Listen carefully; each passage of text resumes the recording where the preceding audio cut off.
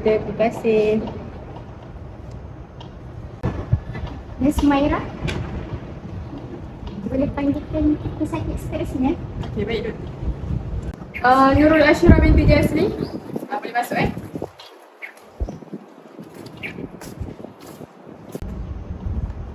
Selamat pagi. Baik doktor. Okay, apa nama kamu? Nama saya Nurul Ashura. Saya boleh saya tahu apa tanda-tanda kesihatan awak ya? Saya beberapa hari ni saya ada masalah tapi saya tak tahu saya sakit apa. Saya selalu kurang selera makan. Okay, hari ni kita akan buat pemeriksaan kesihatan. Jadi saya akan buat pemeriksaan kolesterol dulu lah. Kena pasti awak punya penyakit.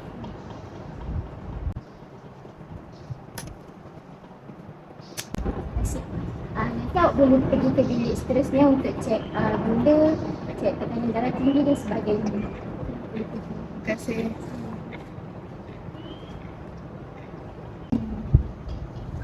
Korang tahu apa itu kolesterol? Apa itu kolesterol? Kolesterol muncul disebabkan pengambilan kalori yang tinggi. Oleh itu, saya akan menerangkan apa itu kalori terlebih dahulu. Menurut Kamus Perubatan Medilizikal, kalori adalah salah satu unit kandungan yang terdapat dalam sesuatu jenis makanan atau minuman.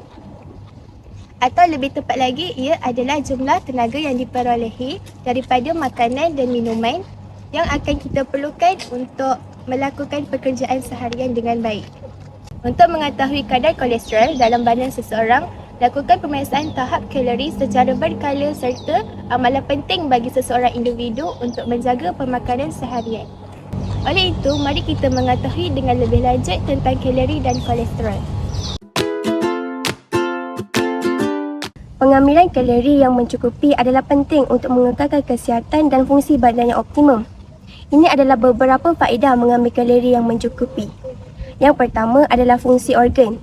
Badan memerlukan kalori untuk mengekalkan fungsi organ yang optimum termasuk jantung, otak dan sistem penghadaman. Seterusnya, pertumbuhan dan pembaikan. Kalori juga diperlukan untuk pertumbuhan dan pembaikan sel badan. Ini penting terutama untuk kanak-kanak dan remaja yang masih membesar. Seterusnya adalah sistem imun. Sistem imun kita memerlukan tenaga untuk melawan jangkitan dan penyakit. Pengambilan kalori yang mencukupi membantu untuk mengekalkan sistem imun yang kuat.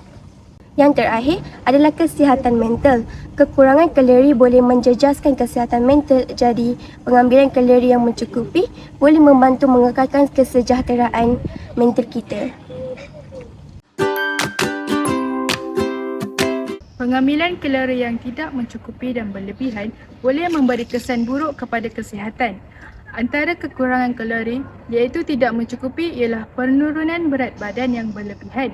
Jika kalori terlalu sedikit, badan mungkin kehilangan berat badan berlebihan yang boleh menyebabkan masalah kesihatan seperti lemah, pening dan risiko gangguan makan. Tambahan pula, lebihan kalori juga termasuk penambahan berat badan. Jika mengambil terlalu banyak kalori berbanding keperluan badan, ini akan mengalami penambahan berat badan yang berlebihan yang boleh meningkatkan risiko obesiti dan penyakit kronik. Tahukah anda, pengambilan kalori dari makanan yang tinggi lemak akan meningkatkan kadar kolesterol dalam badan. Apa itu kolesterol? Kolesterol merupakan lemak yang terdapat di dalam tubuh manusia dan juga hadir dalam beberapa makanan seperti mentega, minyak kelapa sawit, daging lembu dan sebagainya. Tanda-tanda jika badan kita mempunyai kolesterol yang tinggi ialah keletihan, pertambahan berat badan yang berlebihan, sakit jantung dan sebagainya. Oleh itu, jika seseorang itu mempunyai terlalu banyak kolesterol dalam badan, maka seseorang akan mudah mendapat penyakit seperti diabetes, penyakit jantung koronari, stroke serta tekanan darah tinggi dan lain-lain. Jadi, bagi memastikan tubuh badan yang sihat, kita perlu melakukan pemeriksaan kolesterol di klinik atau hospital yang sedia ada. Okey, seterusnya saya akan menerangkan beberapa langkah untuk menangani kolesterol tinggi. Yang pertama, ambil makanan sihat yang rendah lemak tepung dan kolesterol seperti buah-buahan, sayur-sayuran, ikan dan kacang. Yang kedua, hadkan pengambilan makanan yang mengandungi tahap lemak tepu dan kolesterol yang tinggi seperti daging merah, makanan yang diproses, mentega dan keju. Dan yang ketiga, sentiasa bersenam untuk meningkatkan paras kolesterol baik dan mengurangkan paras kolesterol yang jahat. Dan yang keempat, elakkan merokok dan minum alkohol yang berlebihan. Kelima, ambil suplemen atau ubat-ubatan yang ditetapkan oleh doktor untuk membantu menurunkan paras kolesterol. Dan yang terakhir, mengekalkan berat badan yang sihat dengan mengekalkan diet seimbang dan aktiviti fizikal.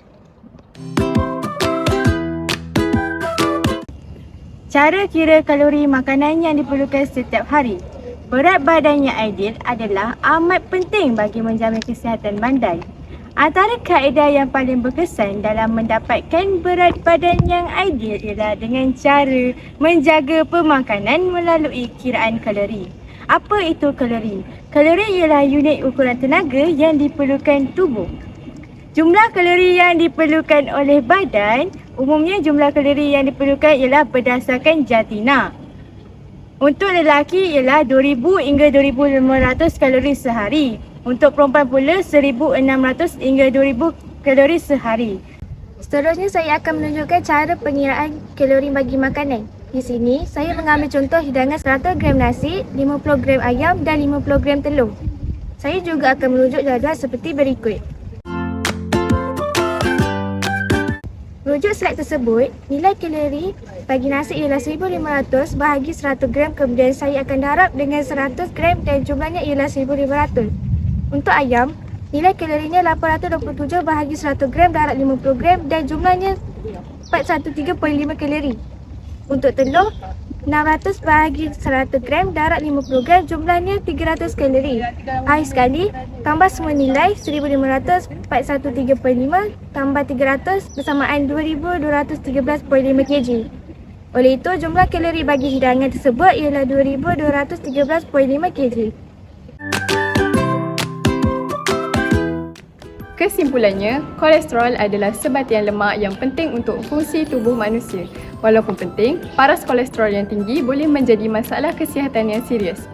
Tegasnya, kolesterol adalah komponen penting dalam tubuh manusia, tetapi ia mesti dikekalkan dalam julat normal. Secara keseluruhan, tiada jalan pintas untuk menurunkan kolesterol badan dan kekal sihat. Sebaliknya, kita perlu memulakan gaya hidup sihat. Pengambilan ubat-ubatan dan makanan tambahan hanya akan berkesan jika diambil selaras dengan gaya hidup sihat. Jadi, apa tunggu lagi? Jom ambil langkah pertama ke arah menurunkan paras kolesterol dalam badan.